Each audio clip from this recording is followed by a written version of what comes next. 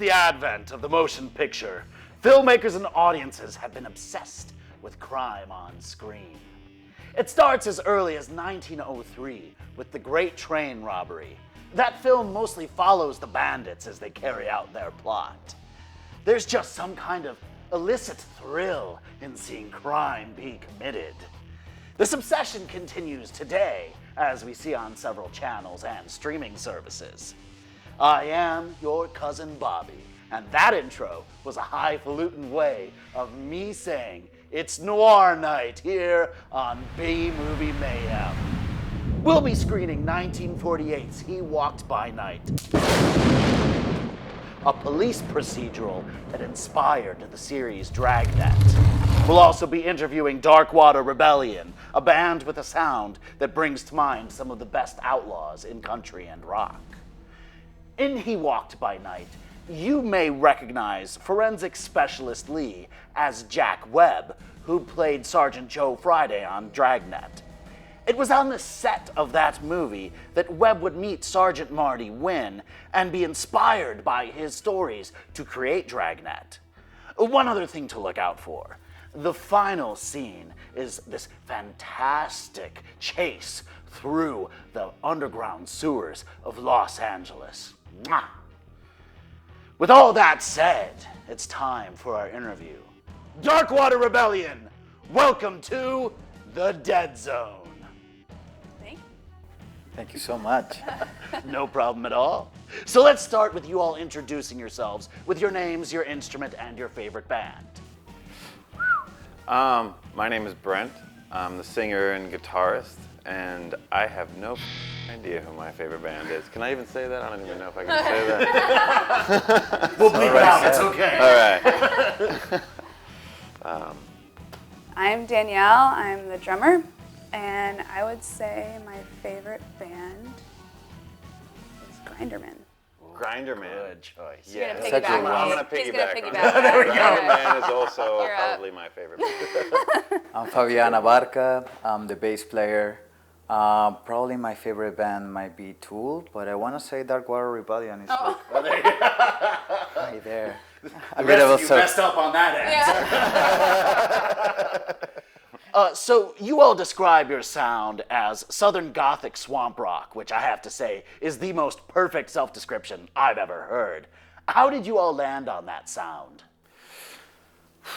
Well, basically our sound originated from sort of like a slower industrial sound, and then we started incorporating like organic instruments such as like banjos, cigar box guitars, and like harmonica, some percussions, organic percussion here and there. And we were a five-piece once upon a time with banjo and harmonica, and then like as people started shaving themselves off, we became a three-piece, and we kind of have the sound that you hear now. And it was sort of an organic accident. It was an evolution. Yeah. And it was inspired a lot by his slide guitar too, his slide playing. Yeah.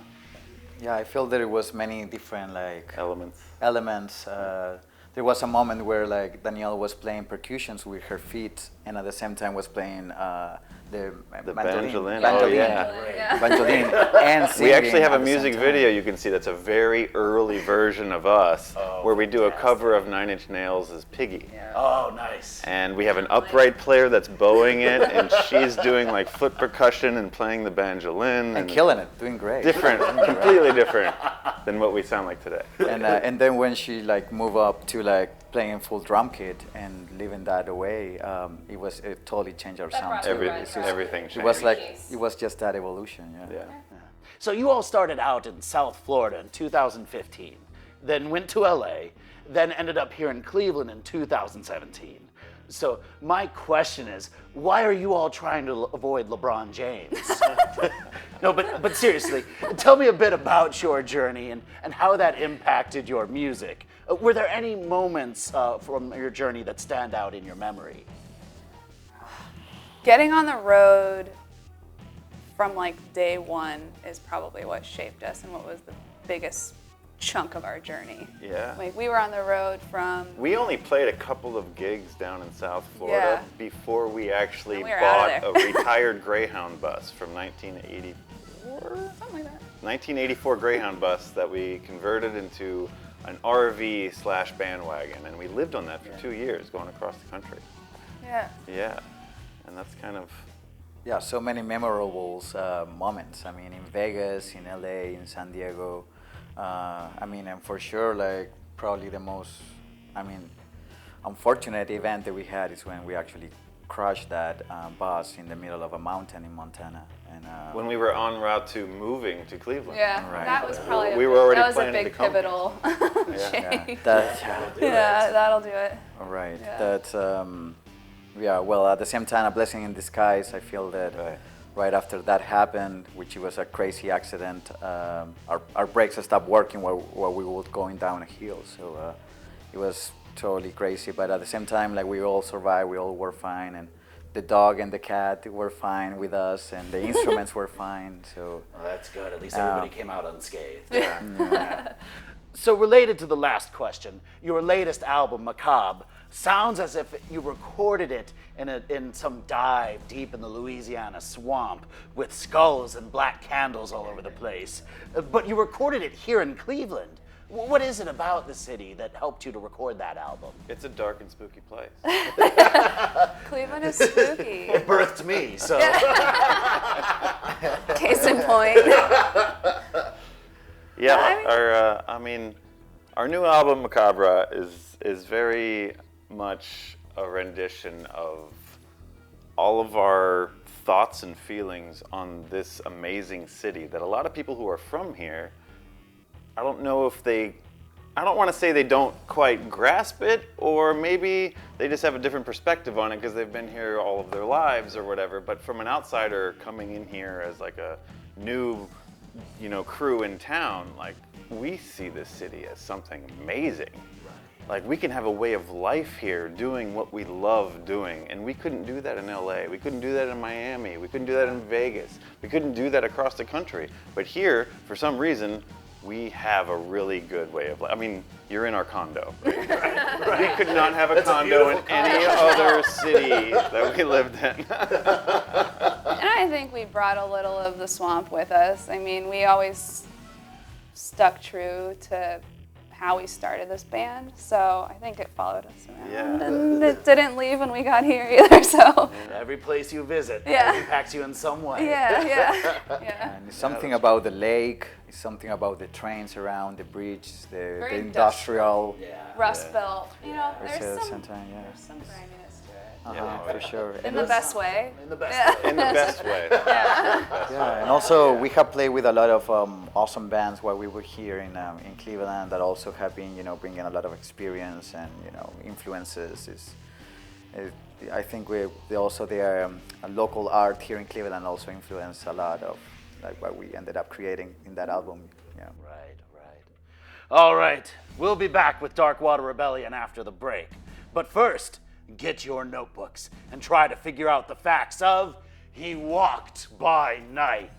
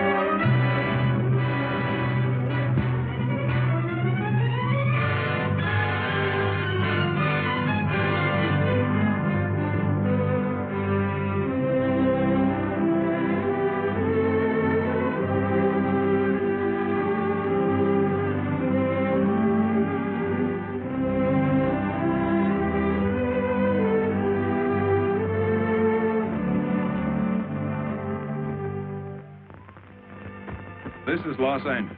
Our Lady, the Queen of the Angels, as the Spaniards named her, the fastest growing city in the nation. It's been called a bunch of suburbs in search of a city, and it's been called the glamour capital of the world. A mecca for tourists, a stopover for transients, a target for gangsters, a haven for those fleeing from winter, a home for the hardworking. It is a city holding the hopes and dreams of over 2 million people.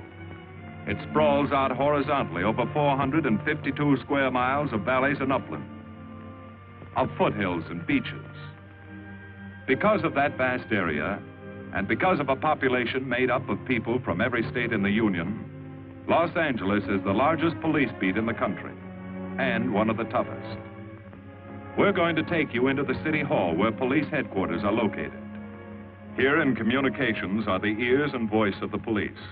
The lights on the complaint board flash 24 hours a day.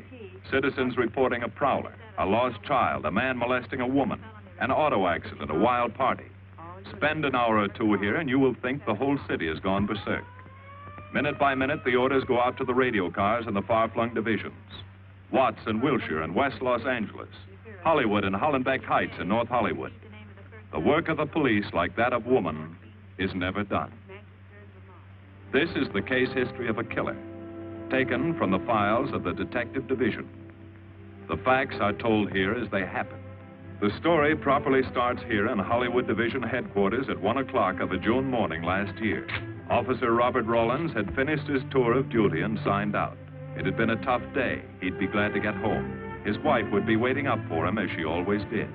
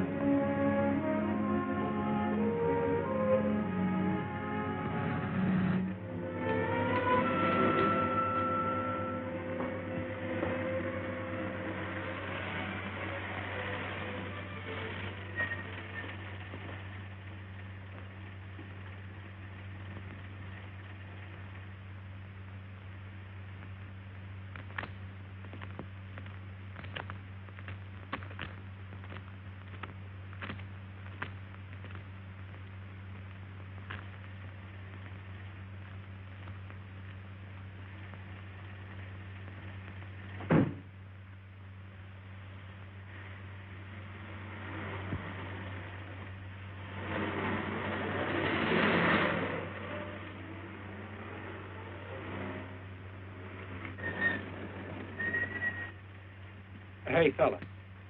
Come here. What were you doing back at that radio shop? Just looking. I was on my way home. Live around here? Yeah, a couple blocks down. Let me see some identification. Sure. Yeah, I guess I forgot my wallet. Look, lad, I've got to see some identification. How about my Army discharge? I got it right here.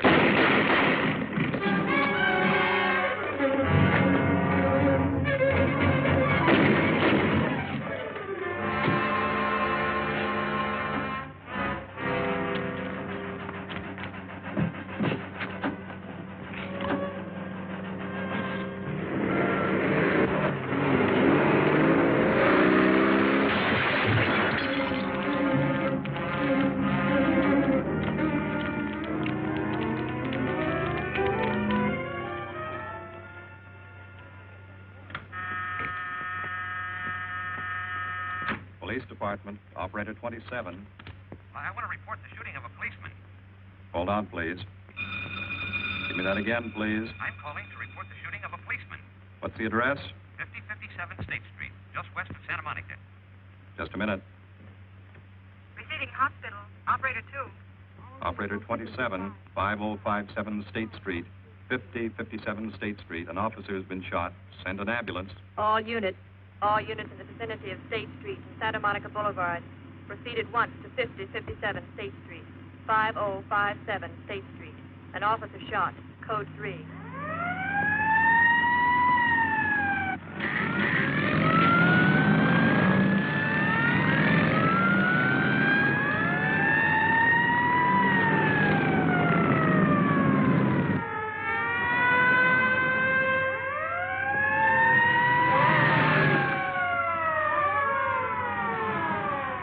To Control 1. Control 1 to 80K. Go ahead. This is Breen. Instruct homicide to throw out a dragnet and pick up all suspicious characters in the area of the shooting. Also notify Sergeants Marty Brennan and Chuck Jones to report to me at the scene of the crime. Control 1 to 80K. Roger.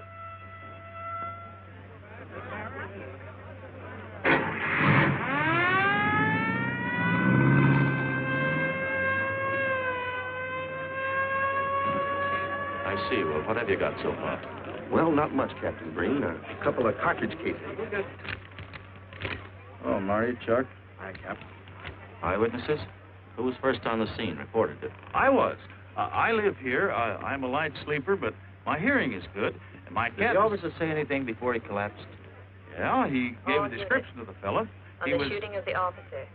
Suspect is a white male American. Age 26 or 7. 5 feet 10 or 11. 155 to 165 pounds. Brown hair. Regular features. Pencil mustache. Repeat broadcast. All units. Is that about it? Yes, sir, exactly. And the officer kept saying, he looked like such a nice kid. He looked like such a nice kid. As if he couldn't believe what had happened to him. I see. Is that all? Yeah. Thank you very much. Yeah, well, anything else I can do, I'd be glad to help you. We may call him. Get his name and address, will you, Bob? This door been checked, Lee? Yeah, it's okay, Captain. Find anything? Nothing but some smudges so far. Found this in the glove compartment. I think it's nitroglycerin. Doesn't look quite right. Well, check it down at the lab. Right. Hmm.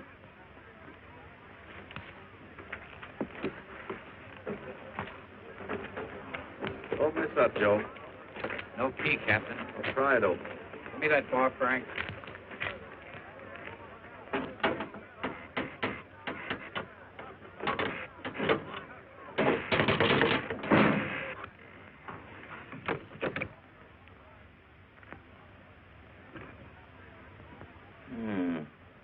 Regular arsenal. Yeah, get a load of that. What is it? I don't know. It looks like some kind of an electrical device. United States Navy. It's either stolen or war surplus. Send all this stuff down to the lab and check the serial number on that Navy equipment. Yes, sir. Captain Breen. We found these in the weeds over by the radio store. What do you got? A pair of cloth gloves, Captain. Well, he thought of everything, didn't he? All right, give them to one of the technicians. Yes, sir. Marty, you and Chuck come along with me. Let's go downtown and see what they picked up in the dragnet. Right.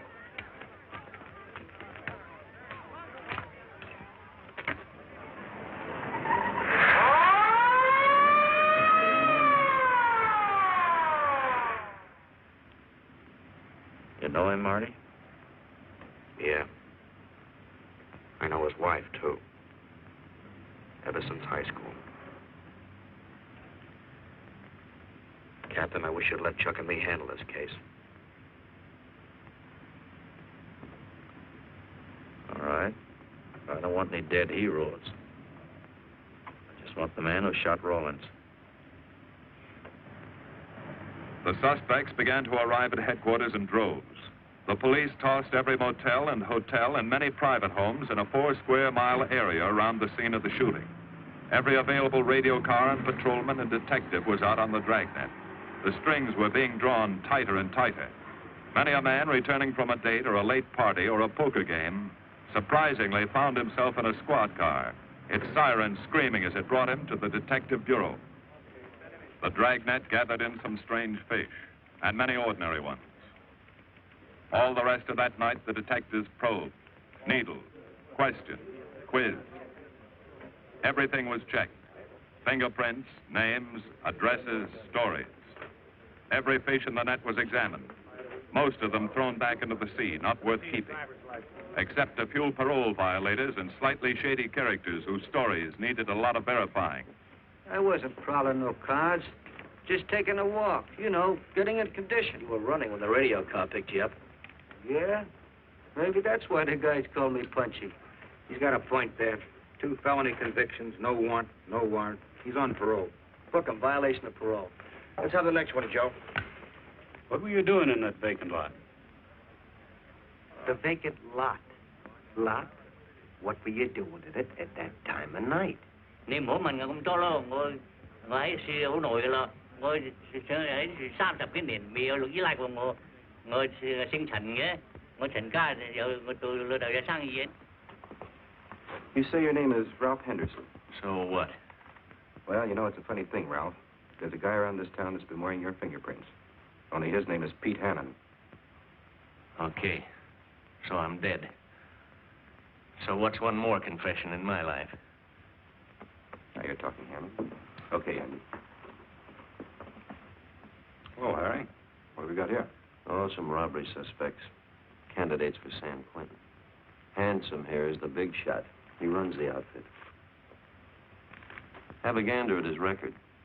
Car theft, escape from reform school, robbery, assault with a deadly weapon. Not bad. Look at the heater we found on him. German Luger, fully loaded. Redhead here tried to carve up one of the arresting officers with this pretty toy. Nice boys. By dawn, many minor wrongdoings had been uncovered, and a few incipient felonies. The checking of the suspects had been thorough, painstaking, and tedious. But all the work was for nothing. The man who had shot Officer Rollins was not among them. He remained no more than a description, a shadow of a man, mysterious, elusive, deadly, hidden away somewhere in the vast city. As for Rollins himself, he couldn't help. He was in a coma at receiving hospital. Mrs. Rollins waited out the long, tense hours while her husband fought to live. Many another officer's wife had so waited. Many another will. The word came shortly after sunup.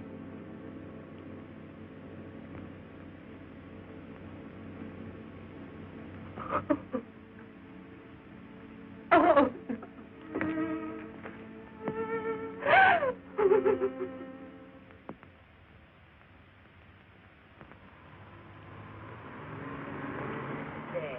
A white male American, 26 or 7, 5 feet 10 or 11, 155 to 165 pounds, brown hair, regular features, pencil mustache.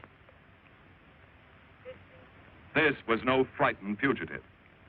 What went on in his mind? Why had he set his hand against his fellow men, taken the life of another, of a stranger, of a man who was merely doing his duty? He must have some plan, some goal that called for sudden death to anyone who got in his way.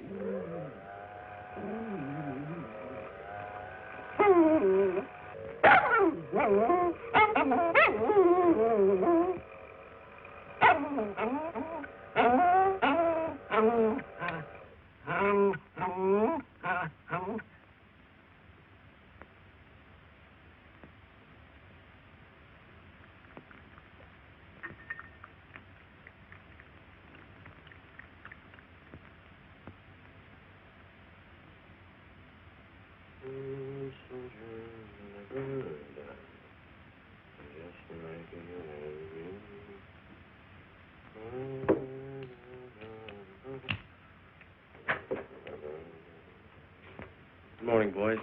Morning, Lee. Hi, Professor. Well, I thought this was safe cracker soup. You gonna drink it, I hope? I'm really a nice guy. Stick around. I'll prove it. Come over here.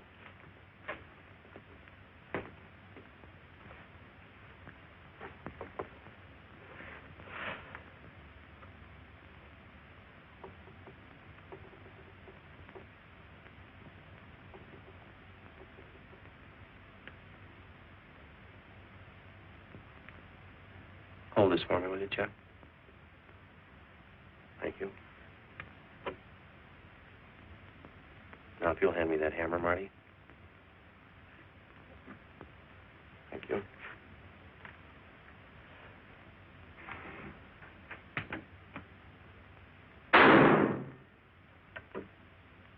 Yeah. Nitroglycerin.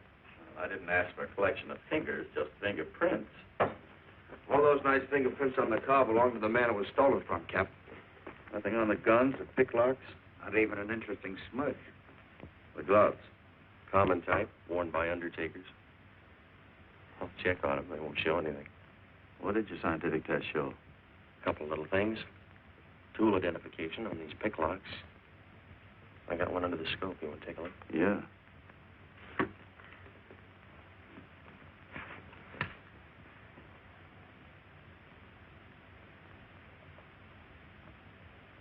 Take a look.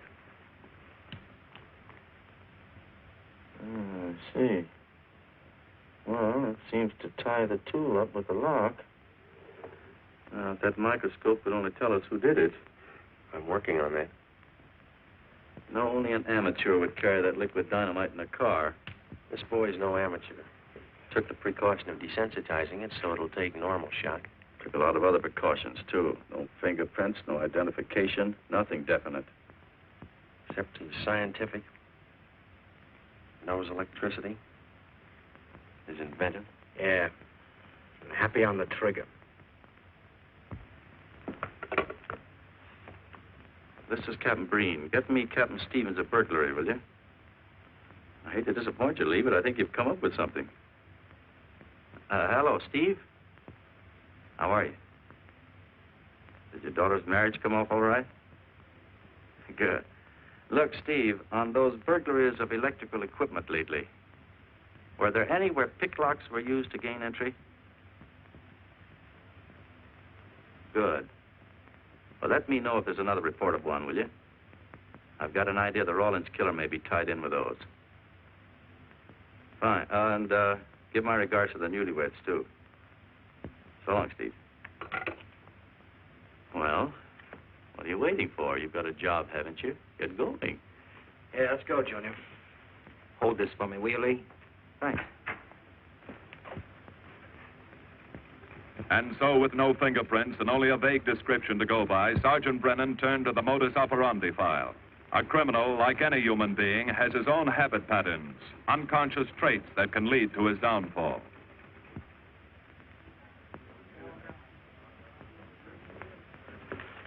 Well, they are, Junior.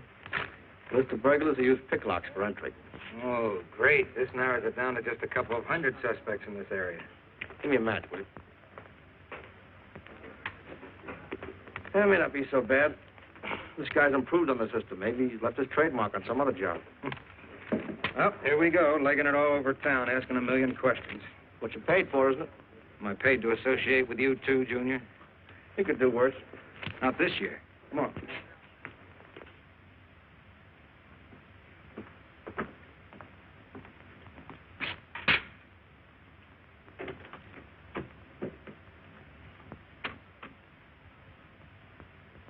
Car 12, car 12, in the 10,000 block on Mississippi.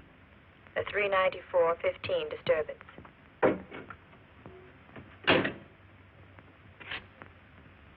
Car 80K, code 1.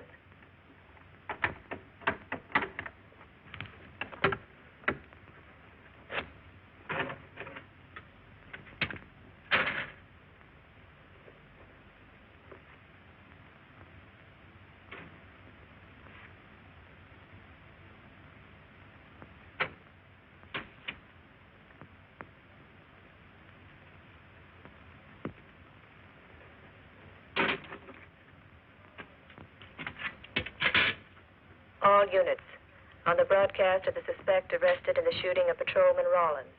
Cancel the cancellation. Suspect released from custody.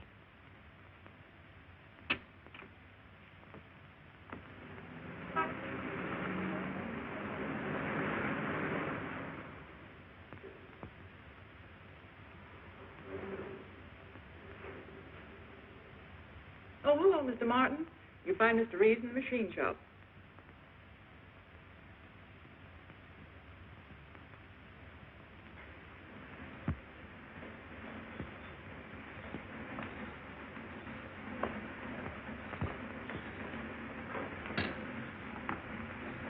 Hello, Roy. Glad to see you. How are you, Mr. Reeves? Hi. I was hoping you'd drop in. I wanted to thank you for showing us how to handle that repair job. Helped a lot.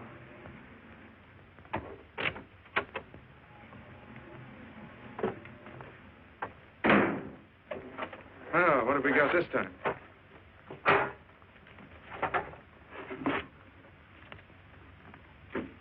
A sewer grab.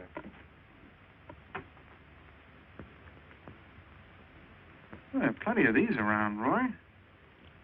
Not like this one. Yes, I see. I suppose, as usual, you've added your own improvements.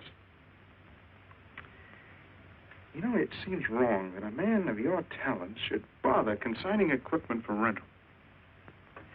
I'd like to see you devote yourself entirely to experimental electronics. It'll come one day. I'll have a place like this. Well, why wait? I've got a pretty good setup here. You'd have modern equipment to work with, a lab, and my confidence. Thanks, Mr. Reeves. I have other plans. But, Roy, you can't tell where it'll lead. Might even work your way around to a percentage of the business. I like it this way. You just rent out my equipment. All right, Roy. All right. But if you should change your mind... I'm not likely to change my mind. I suppose you want me to set this up for rental, too. Mr. Reeves, you've already got 5 pieces of my equipment. You'd like to know what results I've had from the rental so far, hmm? Well, I can't say as I blame you. I think you'll find this satisfactory. Satisfactory. Goodbye, Mr. Reeves. You'll come back again soon, won't you? Sure. Oh, incidentally, how's that television projector coming along? The one you said would reflect a 12-foot image. Still working on it. I just wanted you to know I've already set up a rental on it. In fact, I think they'd like to buy. It'll come pretty high. Oh, money is no consideration with this customer.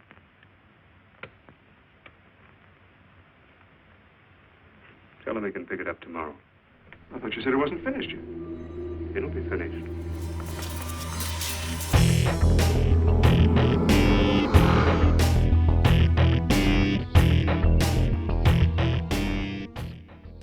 All right, Darkwater Rebellion. It's time for some rapid-fire questions. First one. Very good. Well, thanks. So speaking of finger guns, who's your favorite outlaw in all of music? Oh, music. Outlaw music. Oh, wow. Nick Cave. Nick Does he Cave. count? He's an outlaw. He's an outlaw. Yeah. Outlaw, iconoclast, it's all the same. We'll be right back.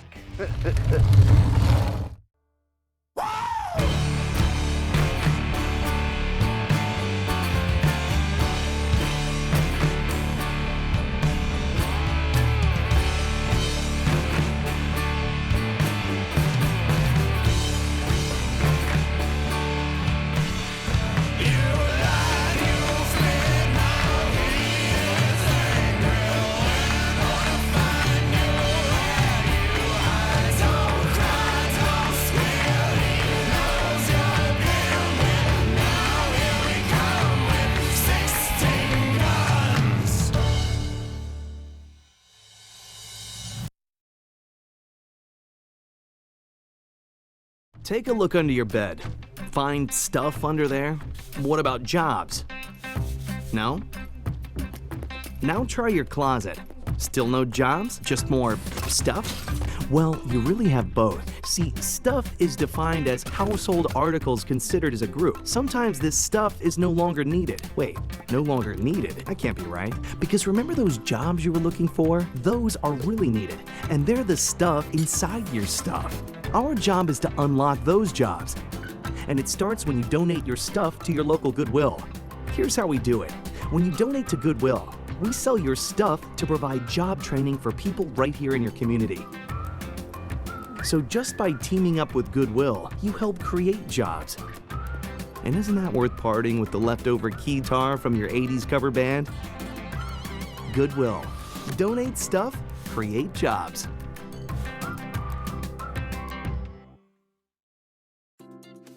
Need food? We can help. The Greater Cleveland Food Bank's Benefits Outreach Department works within the community to help individuals locate food and apply for SNAP and other public benefits. Weekdays, our help center accepts phone calls from 7 a.m. to 6 p.m. and walk-ins from 8 a.m. to 5 p.m. Call 216-738-2067 or stop in our facility at 15500 South Waterloo Road. Our benefits outreach counselors are out in the community every day assisting with benefit enrollment and connecting the community to vital resources. Keep your eye out for our food truck, providing free, fresh produce and SNAP enrollment in the community. For more information, visit www.greaterclevelandfoodbank.org/gethelp.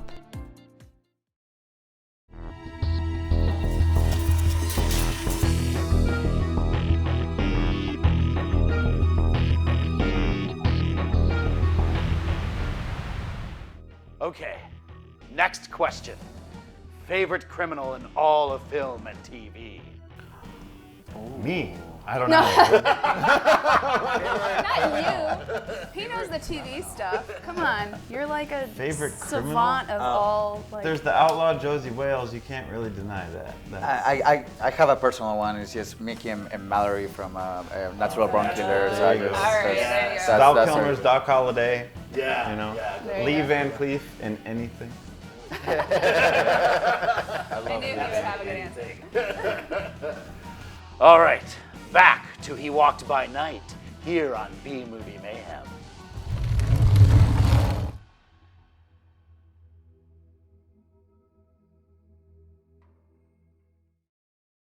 Oh, incidentally, how's that television projector coming along? The one you said would reflect a 12-foot image. Still working on it. I just wanted you to know I've already set up a rental on it. In fact, I think they'd like to buy. It'll come pretty high. Oh, money is no consideration with this customer.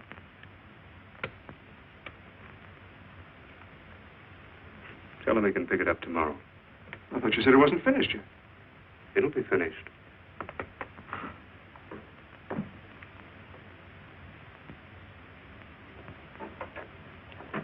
It uses an image fixer and then projects by ordinary incandescent. Roy, this is the best television projector I've ever seen. Let's hope that your customer thinks so. He will. Yes? Send him right in, Charlotte. There, you see, our customer is here, begging for the privilege of buying. Better be running along. I'm not much good at business. Oh, but Roy, he'll want to congratulate you. Just see that the price is right. All right, Roy. I'll get you a good deal. So long. See you.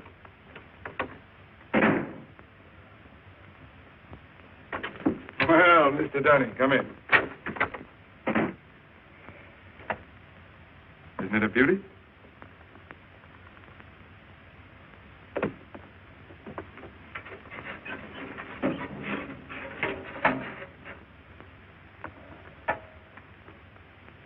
It's a beauty, all right. You like it? I certainly do like it. You see, it's mine. What do you mean? Let me have the police. I built it. Spent years on it. Oh, you must be crazy. Roy built this machine himself. Your friend's a crook, Paul. You've been taken in. Hello? Give me the burglary detail. Dear Jim, regarding your inquiry on a .38 caliber Smith & Wesson revolver, come in, boys. Burglary detail just sent this report through. It's a man named Dunning reports tracing a stolen television projector to the Reeves Electronics Lab. Think it's a tie with the Rollins case? Well, take a look at this fellow Reeves and see what gives. I'll notify burglary. We're following up on it. Right. Come on, Junior. What else did he place with you for rental? Oh, a number of things. All war surplus that he bought on his veterans rating. Oh, is this more of his equipment? Yes. Yes, he left it here on consignment. I'm sure that Roy can explain everything. Well, maybe he can, Mr. Reeves, if you'll tell us where he lives. But I don't know. Mr. Martin's on the phone, sir. I'd better talk to him. I think so, Mr. Reeves. I'll take it in the superintendent's office.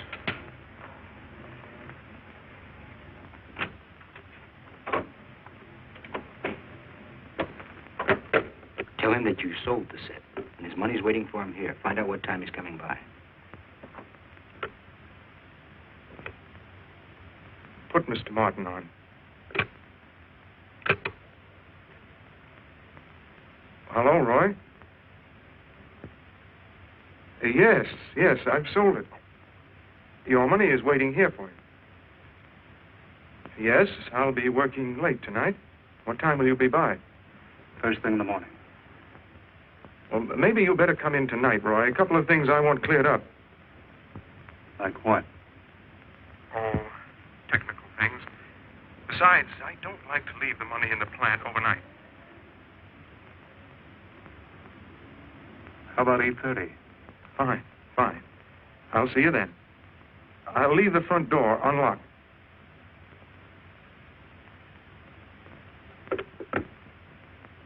You'll be here at 8:30.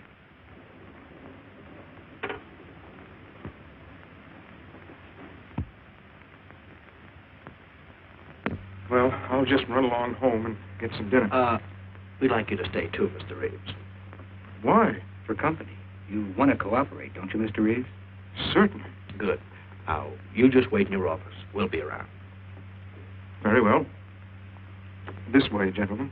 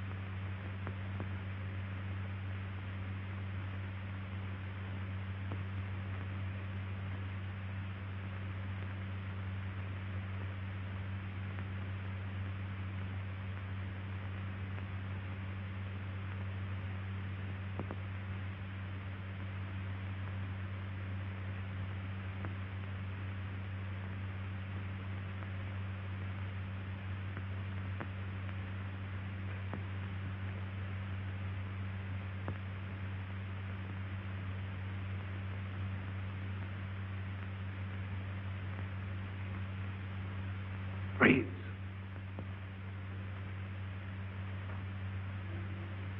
That you, Roy?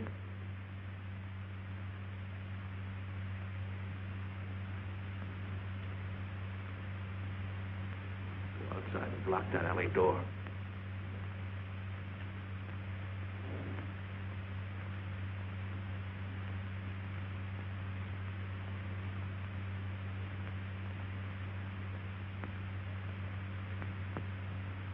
Where are you, Roy?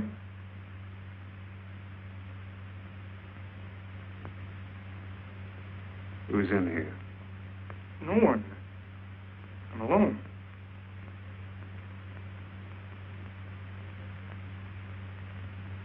Come on in. I've got your money for you. Bring it out here.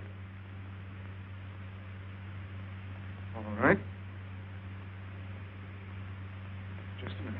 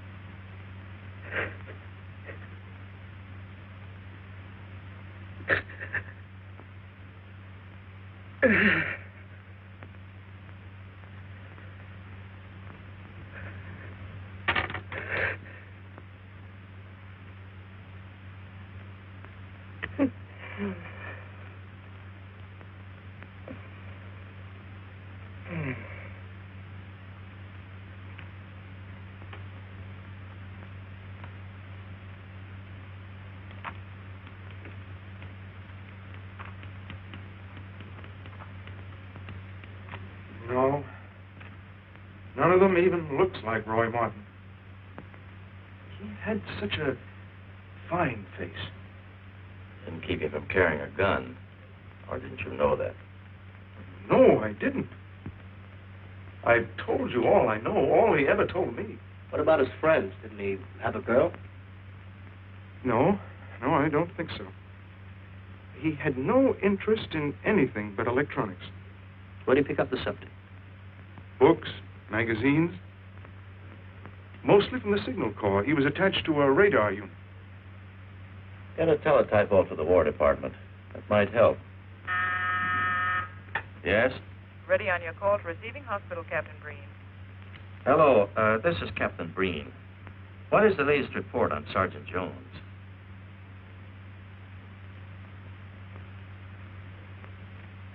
I see. Well, let me know if there's any change, will you? Thanks. Chuck's in pretty bad shape, Marty. He's paralyzed. May never walk again.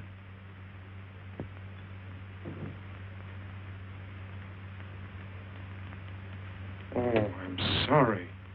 It's funny that Martin showed up at 7 when he told you he wouldn't be there till 8:30. I don't know why.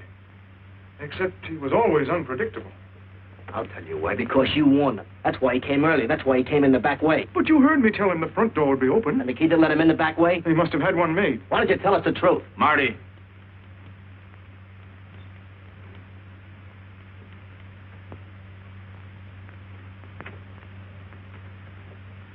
Now look, Paul.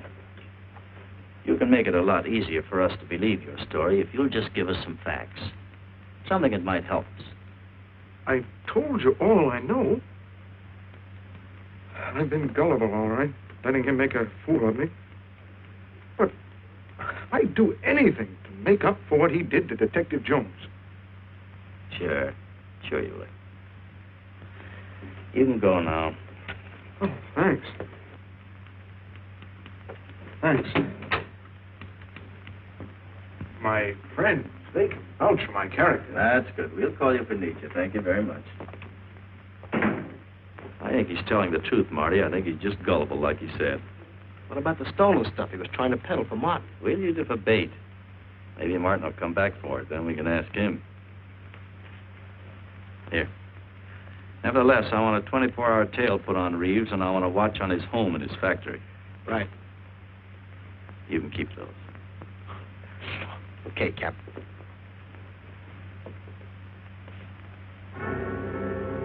And now the killer changed his tactics, his modus operandi. It would baffle the police. They always expected burglars to remain burglars, not go in for stick-ups. They'd never tie this up with him. So wearing a variety of disguises, coming and going like a shadow, ready to kill if cornered, he struck the bottle stores in a one-man blitz that had the robbery detail dizzy.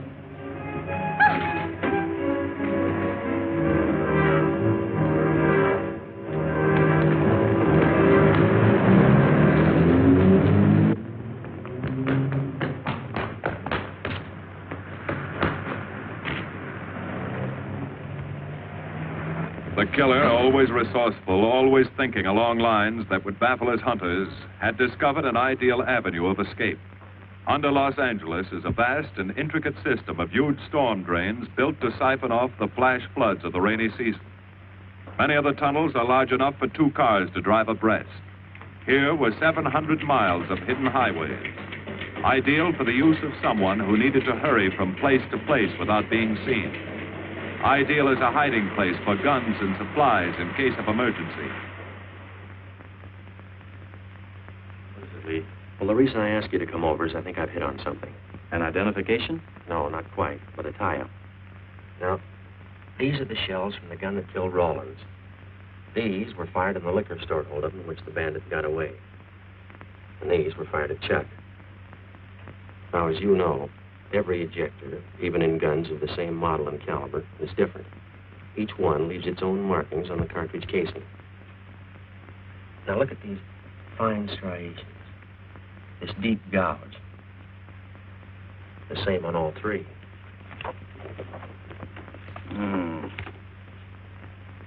In other words, the man who killed Rawlins, and the man who shot at Jones and Brennan, the stick-up who's blitzing the liquor stores are all the same man. Right. All we need to know is what that man looks like. Get me Chandler in robbery, will you? I've got an idea about that.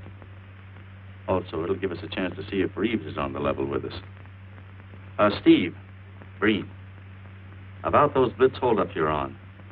Round up all the victims and have them down here tonight, will you? Oh, it's just a little scheme. Thanks, Steve. That's good. Now sketch another one of the same type, only this time thin it out a little, huh? All right. Hi, Lee. How's it coming? You ready for tonight? We'll be ready. Think it'll work? It should. Where'd you get the idea? From a kidnapping case in Chicago. But I thought these slides might be an improvement over the method they used. Could be. Captain thinks so.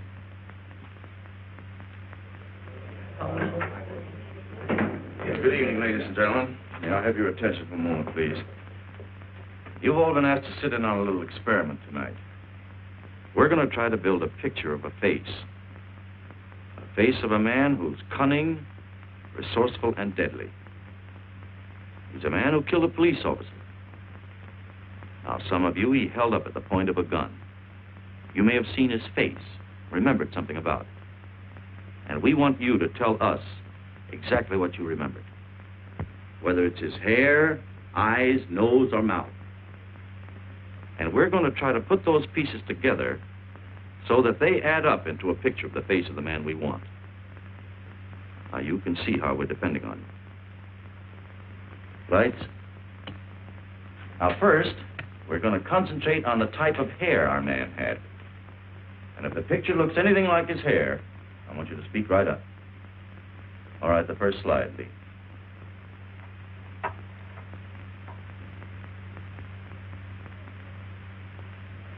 His hair had waves in it, well-groomed. That's the idea, Miss Smith.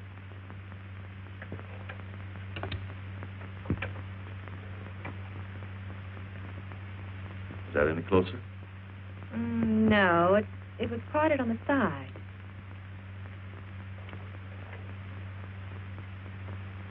Oh, that's more like it, except it was thicker.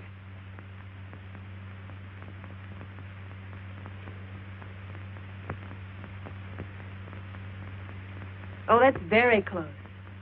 Yes, that's the way his forehead looked. It was broad and high. All right, hold that slide. Now, the next series of slides will take into account his eyes.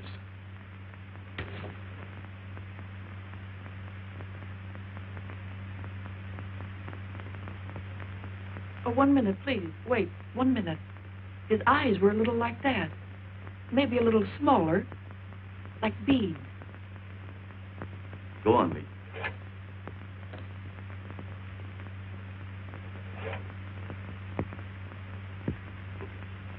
Now you've got it.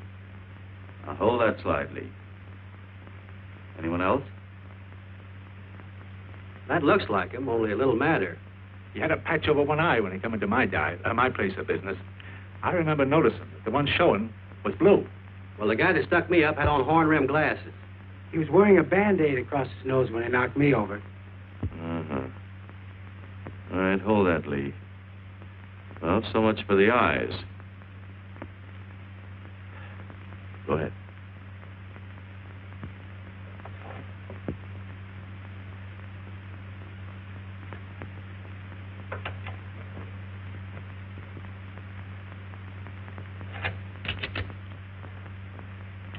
Señor Capitán, Yes, Miss Montalvo? ay, ¿cómo se dice en inglés? A sus órdenes, señorita. Ah, qué bien. En este bandido, la nariz fue chata, como aquella, pero un poco más chata y más ancha. Like that, Captain, but more snub, wider. Try another one, Lee. Como aquella, casi la misma. She says that's about it. Thank you very much, Miss Montalvo. Get Reeves. Any more comments? That's pretty close, all right. Pretty close. Perfect. All right, now we'll start on the mouth and chin. The next series, Lee. I think his lower lip stuck out more. The mouth was thin and mean, like it never laughed. Go ahead. Something like that, but thicker lips. There. That's it. That's him. All right, now hold that right there, Lee. Oh, come in, Mr. Reeves. Good evening, Captain. Did you ever see that face before? Why, it's Roy. Except for the hair being a little lighter and the eyebrows heavier. It's Roy. You're sure?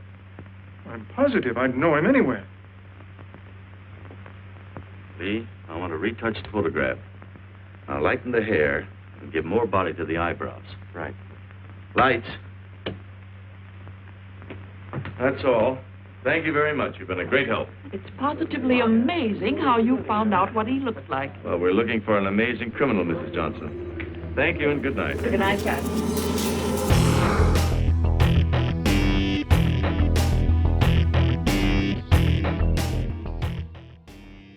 Okay, favorite food while you're on the road?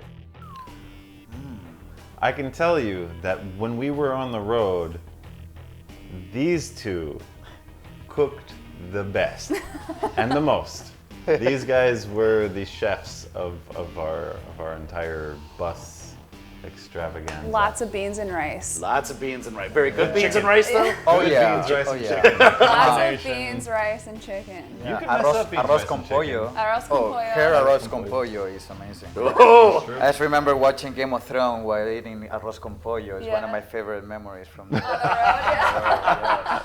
I remember Fantastic. I'll have to get that recipe. Yeah. Yeah.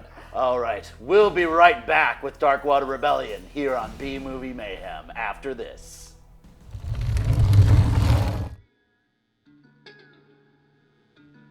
Get your guitar off my TV set.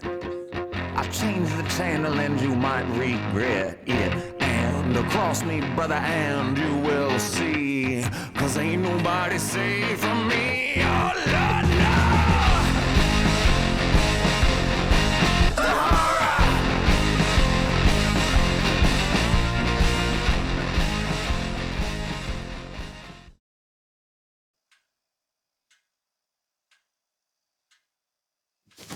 Awkward. I'm the awkward silence.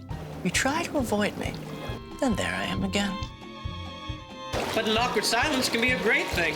Like Kelly here is about to demonstrate. You haven't really been yourself lately. Are you okay? Find out how you can help a friend with their mental health at seizetheawkward.org.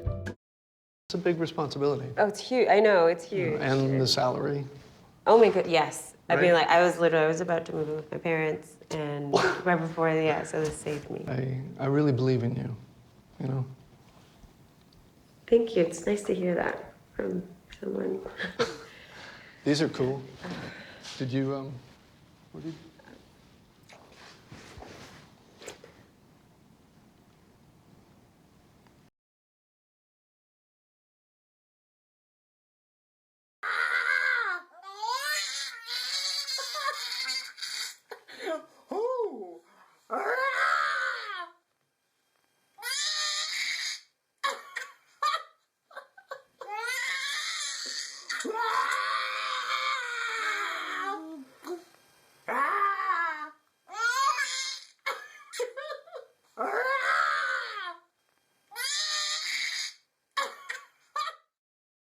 I dare you. I dare you to change the world. Yeah, you. Getting that college education. I dare you to be somebody important.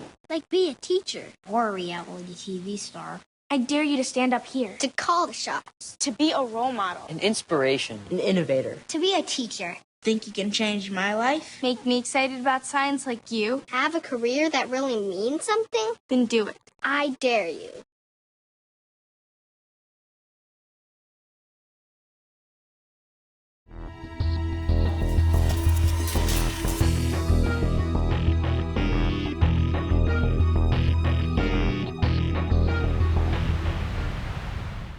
Okay, favorite song from your catalog?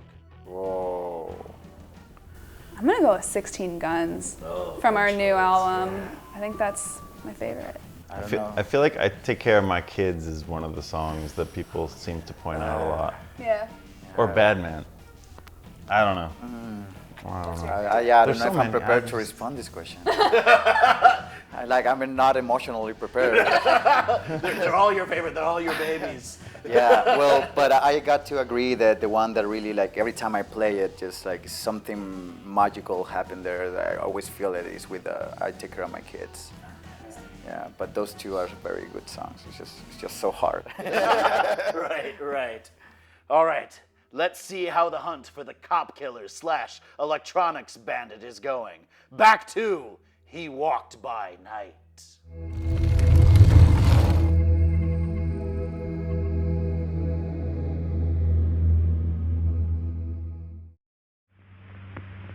Why, it's Roy.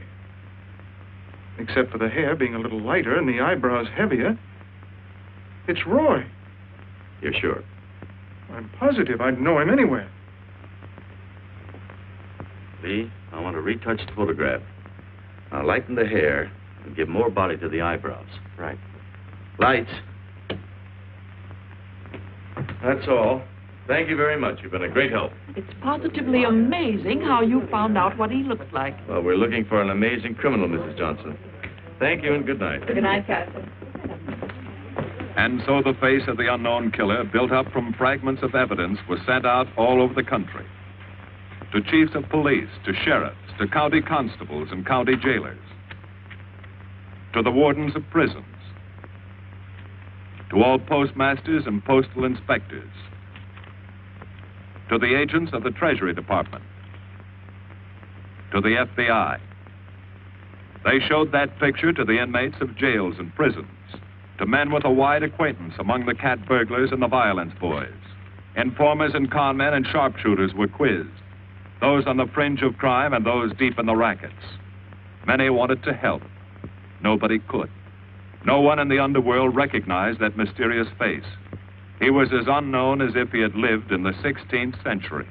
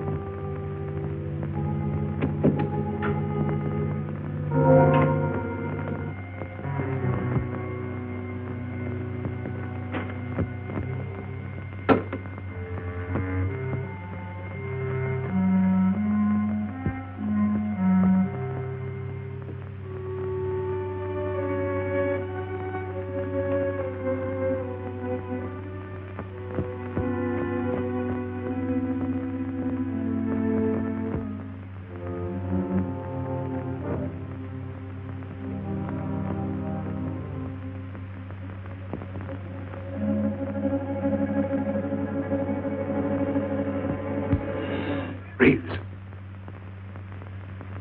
Roy. Listen carefully, Reeves. Control yourself. I know you're alone in the house. Act like you're alone.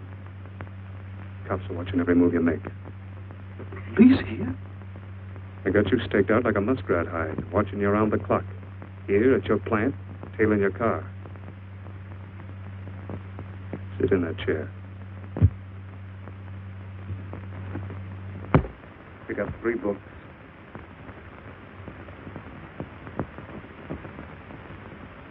Don't look up and don't answer to me. All right. So glance at the book.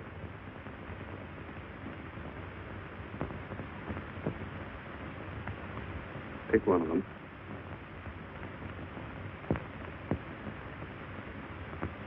Okay. Now that's the book you want to read before you go to bed. Now, get up and turn off the lamp.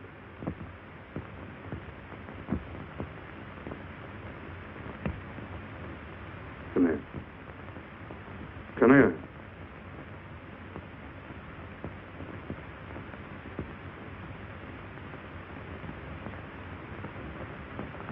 Go in the den.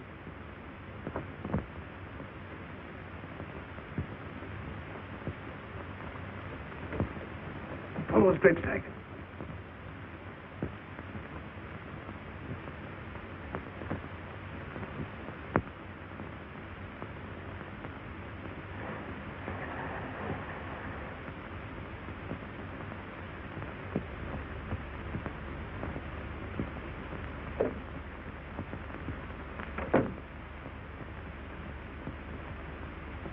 Now get away from them.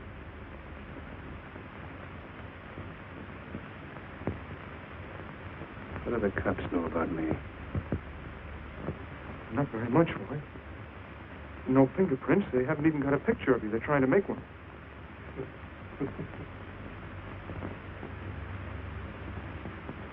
How much cash you got in the house? None. I never keep any cash in the house. It isn't good business. Suppose you think it was good business letting me walk into that trap. No, I know. Don't do anything you'll regret. Now listen to me. It isn't too late. Give yourself up. Come to your senses before you kill someone else.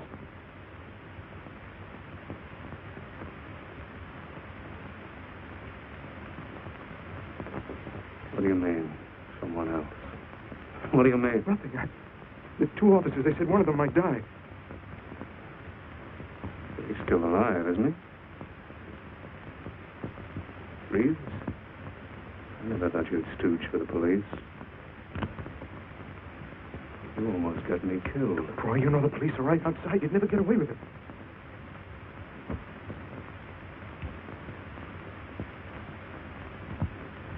That's right.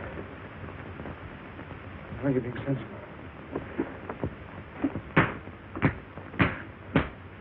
I know there's money here.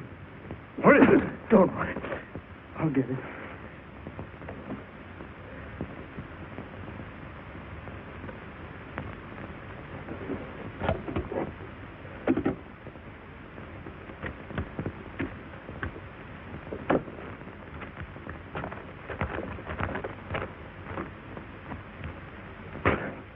It's not enough. Stuff you've got in mind is worth thousands. I'll get more. Get it. Keep it handy. I'll be back next week and next month. But get it and have it ready. Just give me time.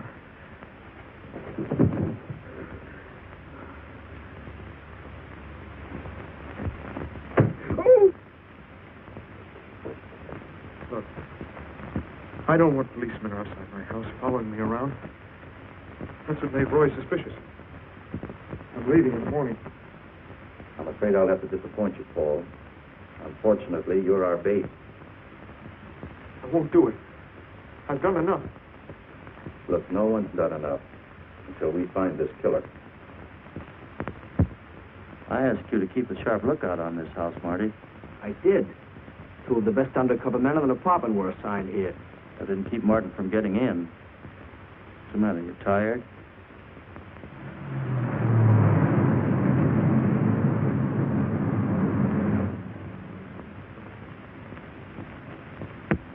got any idea how long you've been on this case, Marty? Months. Long enough to have come up with something by this time. You know any more about the Rawlins killer than you knew the first week? Yeah. He's about the toughest nut I've ever had to crack. That's what I told the chief when he called me in this afternoon and wanted to know why the case hadn't been broken. Look, Captain. Rawlins was a friend of mine. So's Chuck. I've got a bigger stake in this than the chief knows. I'm doing everything I can. I'm afraid it's not enough, Marty. Maybe you're too close to it to see it clearly. Maybe it needs a fresh team, a new viewpoint. I think you better take a couple of weeks off, Marty. Starting tomorrow. Anything you say, Captain.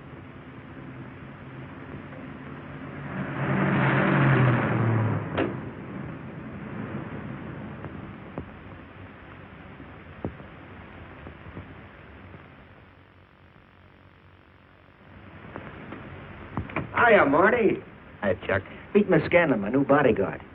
He's the one I've been telling you about. Oh, you mean the one with the steel trap brain? How do you do? Hello. Said this guy been behaving? After a fashion. See, she takes me out in my go-kart, puts me to bed, wakes me up, dresses me. You're perfectly capable of dressing yourself now, Mr. Jones. I'll be back in a few minutes. Well, how's it been going, Junior? Oh, pretty good, Chuck, pretty good. Is that why you're off the case?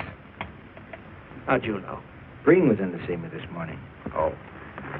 Suppose he also told you they put a new team on the case. He told me everything. Yeah. Let's see what his new boys dig up. Well, maybe they'll examine the facts of the case a little more carefully. What facts? That our man's sharp, that he's intelligent and works alone, that he has no record, never leaves a fingerprint and knows every move we make? Sure, plenty of facts, only they add up to nothing. Sure, forget it. You got yourself a 10-day vacation. Go on down to the beach, get a suntan. By the time you get back, the case will be broken. Isn't that what you want? You know better than that. All I know is what I hear. You sit there batting your gums about how the old man let you down. Maybe he's trying to wake you up. He's got a funny way of showing it. There you go, flying off the handle. Always taking things for granted. I wish I could get up and boot some sense into you. He knew what this case meant to me. He still does. That's why he's trying to get you mad enough to do something about it. You don't really figure that's his idea, do you? I know it is. Ah, it's a tough case, Chuck. Not an angle, nothing to go on. You'd know what I meant if you were out working with me. I have been working with you. That's all I've had to do lately, just sit around studying what little facts we have, trying to figure out who he might be. You know the kind of a guy we're up against, then. I tell you, Chuck, this guy's a genius the way he operates. As if he were right there with us every time he go out after a lead. Oh, sure. Breen's been tipping him off just to make you look bad. Yeah, almost like that. Well, he beats us to the punch every time. There's your angle. You just hit it on the head, but you don't see it. Look, start at it. 1, he's unknown to the underworld. 2, he beats you to the punch, right? And 3, it's almost as if he were with you. Isn't that what you said? Yeah? Well, tie that up with a lot of other little things, like the fact that he uses a police gun and the accuracy of the shooting. Anybody could buy a police gun, and the Army could have taught him how to shoot. Yeah, but who taught him how the police operate? Oh, I know what you're driving at, Chuck, but a cop. Those things happen. Yeah. Now, if I were still in the case, I'd start with our own department first, then Santa Monica, Culver City, Burbank, Pasadena. See you later, Junior. Hey, don't let him out of your sight, beautiful. It's the first time in years he's used his head.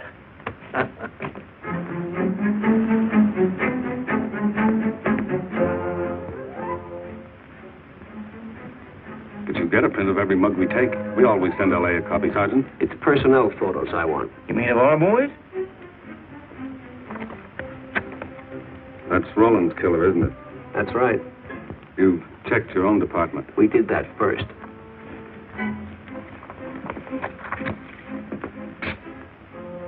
And so the tedious quest went on. Sergeant Brennan wore out his shoes and his patience, going from police station to police station, checking photos until his eyes were blurry. For police work is not all glamour and excitement and glory. There are days and days of routine, of tedious probing, of tireless searching, fruitless days. Days when nothing goes right. When it seems as if no one could ever think his way through the maze of baffling trails a criminal leaves. But the answer to that is persistence, and the hope that sooner or later something will turn up. Some tiny lead that can grow into a warm trail and point to the cracking of a tough case.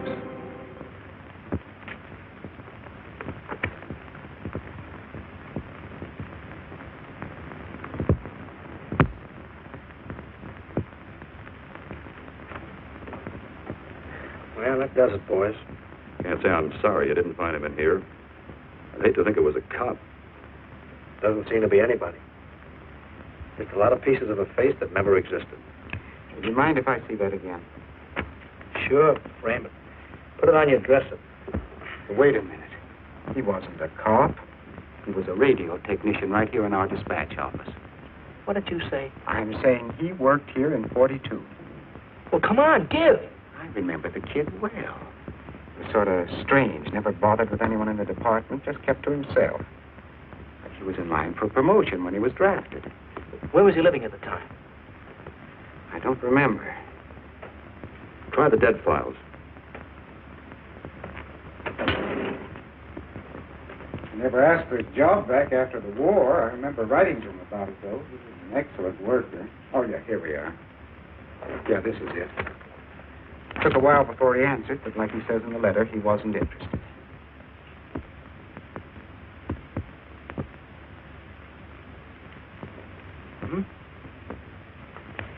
Postmarked Hollywood. No return address. What do you want us to do? All the work? Oh, thanks a lot, Freddie. You remember, he was a civilian employee.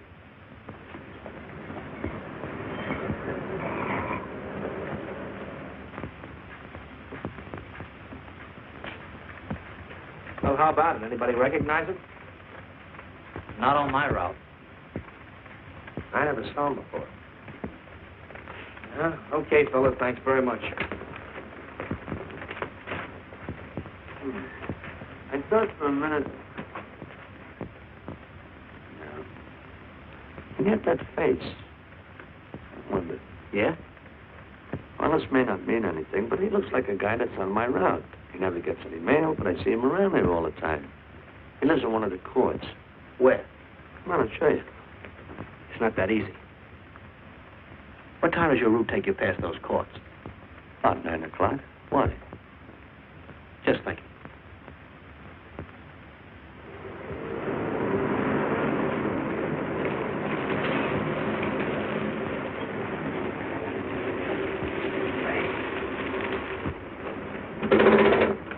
You got any chocolate milk? Sure have, buddy. There you are. Thanks. What's your partner? Straight on back. Second in the yell. Number 7. Right. Kind of warm today, huh? Oh, it's not too bad for this time of the year.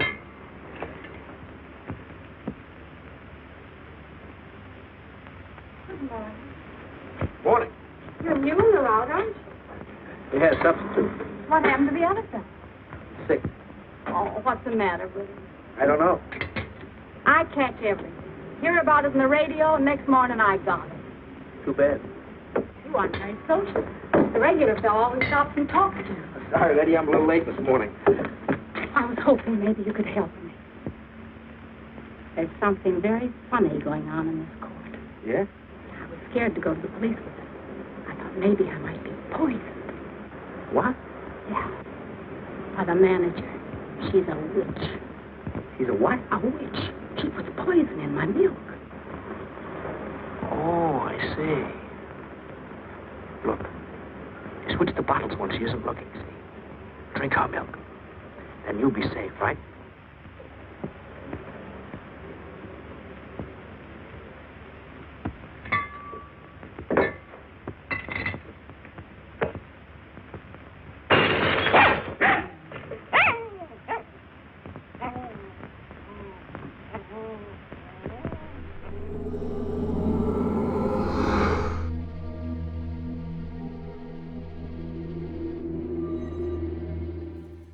All right, Darkwater Rebellion. If you all weren't rock stars, what cool dream job would you all be doing? I'd be on a film set somehow. Yeah. Which here I am. There you are. Nearly Hollywood. Nearly. Probably doing an interview, doing like a film, like a horror film. or Horror something film like thing. that. Yeah, you know. We should trade dream jobs. I don't know. I kind of feel that probably would love to be a soccer player if I was not, a football player. Yeah. Awesome. Yeah, probably that was me too. All right, we'll be right back.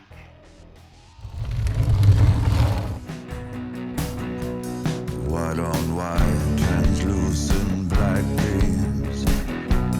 Back on the right.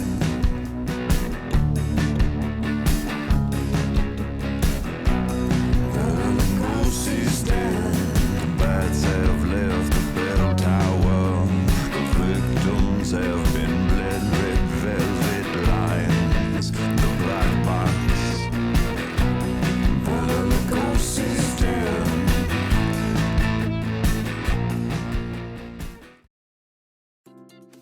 Need food? We can help. The Greater Cleveland Food Bank's Benefits Outreach Department works within the community to help individuals locate food and apply for SNAP and other public benefits. Weekdays, our help center accepts phone calls from 7 a.m. to 6 p.m. and walk-ins from 8 a.m. to 5 p.m. Call 216-738-2067 or stop in our facility at 15500 South Waterloo Road. Our benefits outreach counselors are out in the community every day assisting with benefit enrollment and connecting the community to vital resources. Keep your eye out for our food truck, providing free, fresh produce and SNAP enrollment in the community. For more information, visit www.greaterclevelandfoodbank.org/gethelp.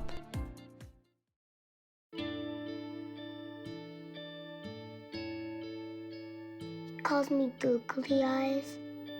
You know you're beautiful, right? You know that? Even you are beautiful. I got bullied for wearing glasses. Share if you're against bullying. We put it out there, just took off. 3 million people have shared this post. Don't let bullies get you down. I stand with you. Our whole family's wearing glasses. I wear glasses and I'm proud. I even have the army on my team. All the kind comments brought my child joy. I don't feel thank you is enough. Next.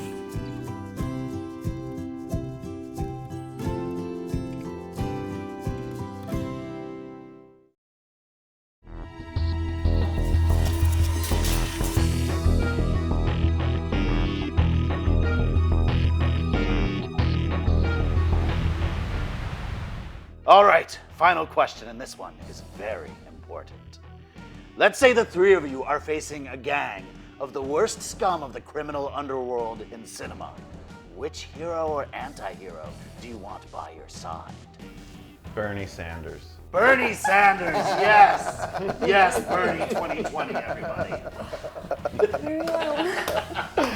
Who do I want by my side? I don't know what to say after that. Sorry. I blew it.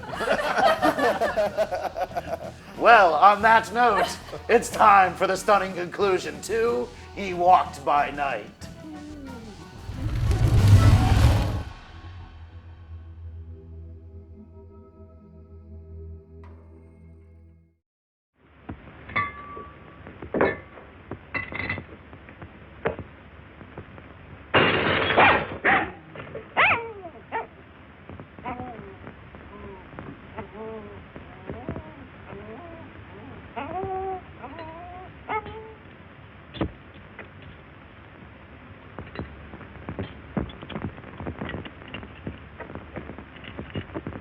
Why, I had a little accident. Got a mop, I'll clean it up. Leave it be. I'll clean it up myself. Okay, mister.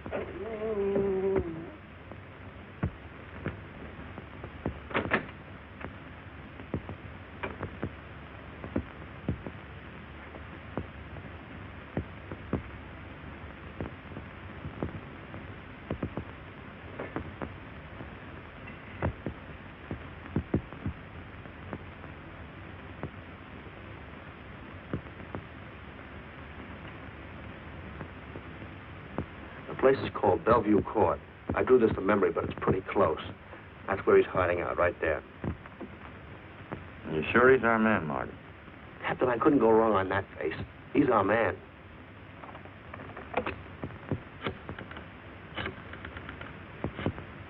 Now, there are 5 cottages in this area, and 2, number 6 and 7, in the L at the end of the row. Our man lives in number 7. This building department plan will show you the whole layout. It's bounded on 3 sides by Fuller, Santa Monica, and Poinsettia. Now, the court is partly surrounded by a high wall. Green, homicide. Good, you keep your eyes open until we get there. Morgan has just gone into his bungalow alone. Any questions? All right, you all have your instructions. Let's go.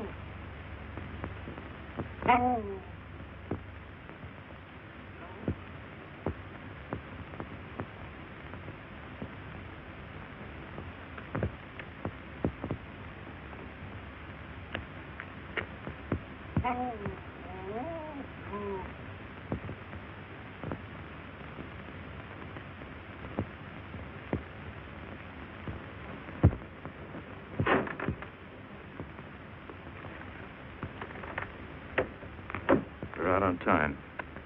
Wait 5 minutes. Go around and block the side entrance. Keep your lights off.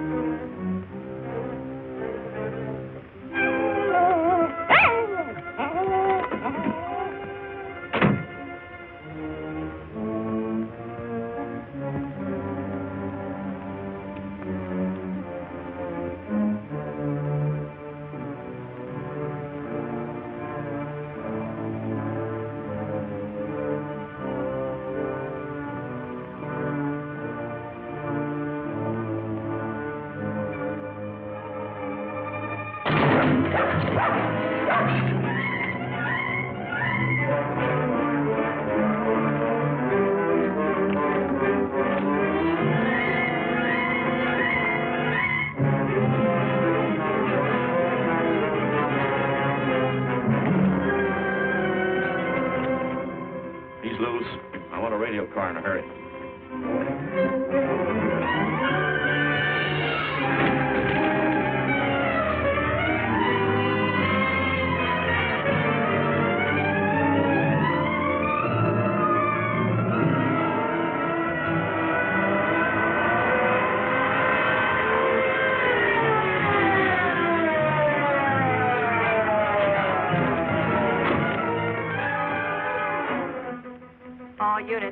All units in the vicinity of Santa Monica and Fuller.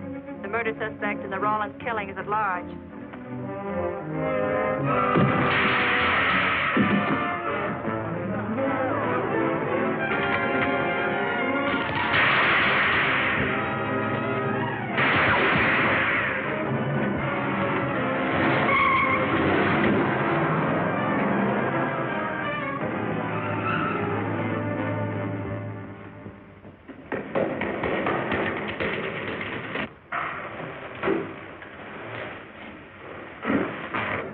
I want a map covering the storm drain system in this area. Get it? Meet me at Venice and Garfield. Jones, Miller, you stay here in case he comes up for air. I want a man at every other drain entrance along this line. Got to come up somewhere. Come on, Marty. You're driving.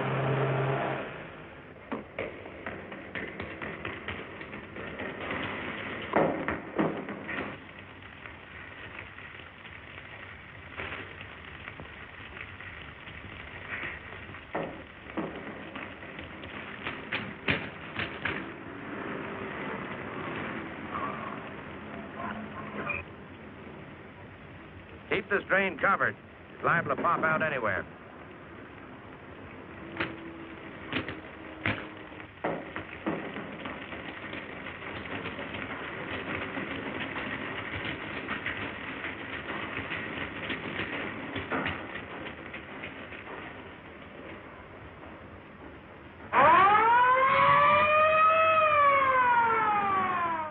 Why Venice and Garfield, Captain? It's the main intersection of the system. We can head him off that way.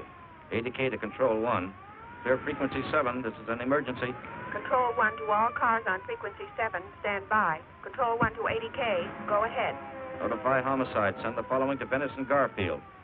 4 squads, battle lanterns, gas mask, tear gas. Urgent. This is a code 3. Control 1 to ADK. Roger.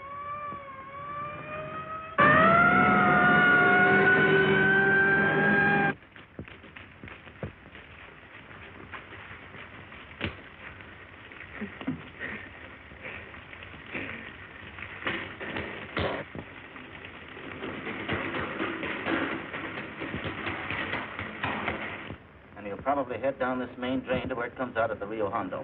Now, you take your squad and cover that exit. Right. Keep all spare radio cars cruising back and forth along this main street. Watch the curb inlet. We'll go in here.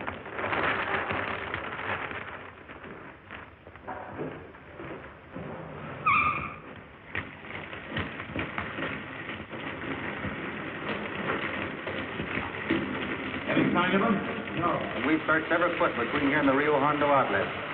And he must be up ahead.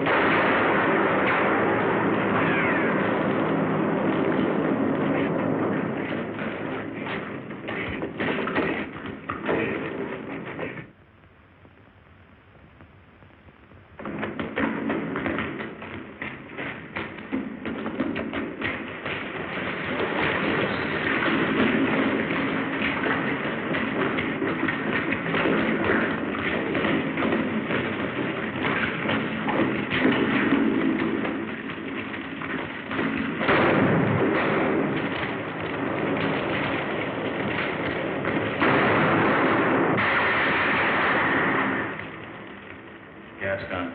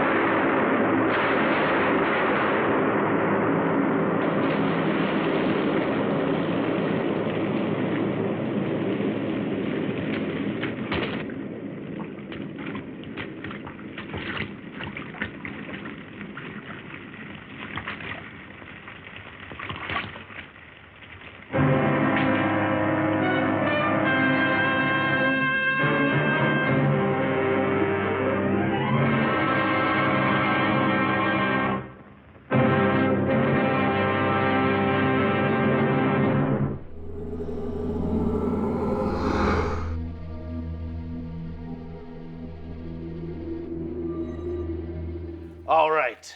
With the end of the movie and Roy Martin gunned down like a dog in the sewers of Los Angeles, it's time for more interview. Darkwater Rebellion. We've talked quite a bit about some of your influences, but what media did you consume while you were recording your albums? What stands out as having inspired you? A combination of the Cramps meets the Dead Boys meets Screamin' Jay Hawkins. Lots of Tom Waits. Tom Waits, Nick Cave, and Nine Inch Nails. Old movies too. I feel that, at least for me, old movies is a good way to get inspired and then try to come out with something like music on that. Like Ennio Morricone, for example, is also a good inspiration for. We actually have a tribute to that in the album as well. So some of that Western. The spaghetti Western is also welcome in this mix. You should add more whistles into the music. Yeah. Agree. All right, what are some of your favorite venues to play here in Cleveland? We've played a lot. Honestly, Beachland Ballroom, we've played both rooms, and we love them both, for the Tavern and the Ballroom. Grog Shop's also great. Grog Shop, yeah. Also great. Yeah, Always they've fun. both been good to us. Beachland's been personally great for us. Yeah, it's kind of slowly become our home. Yeah. Our Cleveland home. Yeah. So do you have any favorite memories from playing the Beachland Ballroom? Yes. We got to open up for She Wants Revenge back in April, which was awesome. Yeah, that was a great show. Yeah, and you can And the final song that we played for that show before they went on was a cover of David Bowie and Nine Inch Nails' I'm Afraid of Americans. And so as we're playing it, Adam from She Wants Revenge, one of the main guys, was recording it on his video, and he told me as soon as we took our stuff down that he sent it to Trent Reznor. Oh, that's so cool. Now, regardless if Trent hates it or loves it, that's pretty cool for us. Yeah. Still solid. That's pretty cool. That's fantastic. Yeah. Fantastic. So, final question, and this one is to Brent. Earlier this year, you raised a bit of a stir amongst the Northeastern Ohio acting community by releasing a casting notice for a TV series. What can you tell me about that? Well, I've been a screenwriter for a long time, since 2001. Lived in LA for a long time before this band. And when we came to Cleveland, I realized there was a film community here. And so I got one of my old screenplays, turned it into a series, and started casting for the pilot episode when the president of the film commission, Ivan Schwartz at the time, recommended me to an entertainment attorney in Beverly Hills, which is where it's currently at and being shopped to multiple networks. And so we were going to do it independently, and now we are hoping for something bigger than independently, and you know. It's climbing. It's climbing. It's climbing, and we'll see. Best of luck with that. All right. In just a moment, we're going to see Darkwater Rebellion perform. But first, Brent, Danielle, Fabian, thank you all for your time today. Thank you. for Thanks for having us. You're welcome. You're welcome. Well, it's your place. Of course, you're happy to be here. All right. I'd also like to thank my production partner, Pat Longbreak, the entire crew at TV20 Cleveland, and our graphic designer, Jeff Agneberg.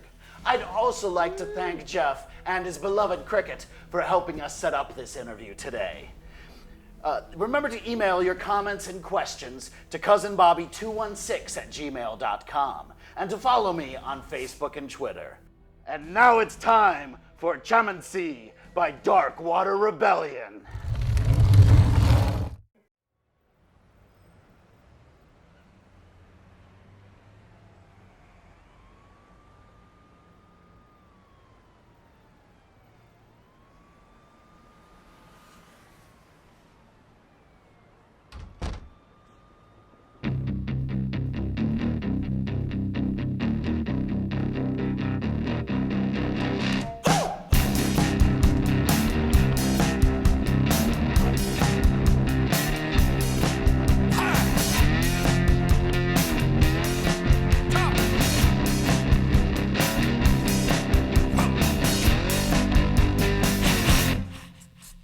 Mama, keep on dancing, let me get you on the floor. I'ma be the only one to teach you rock and roll, cause I'm that real one. Not that other dude you roll around with, though. You see, the one thing I won't tell you, I'd put him 6 feet on the ground. Baby, keep on shaking, let me hear what you do. He keep looking at you, I'ma make him black and blue, cause I'm that real mug. Not that other dude you roll around with, though. You see, the one thing I can't tell you, I put him 6 feet underground.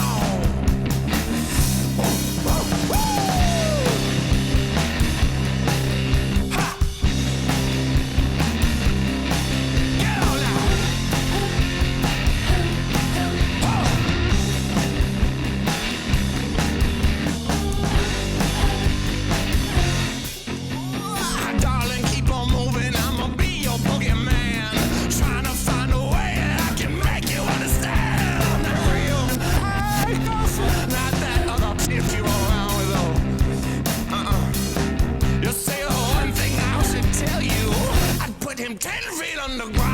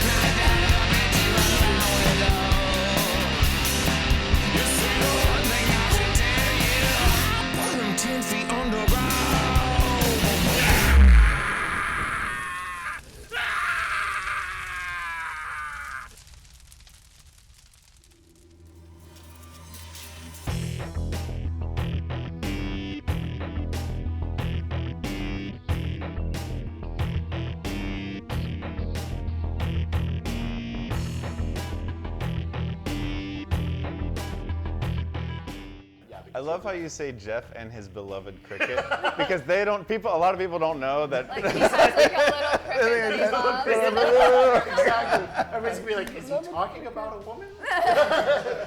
What?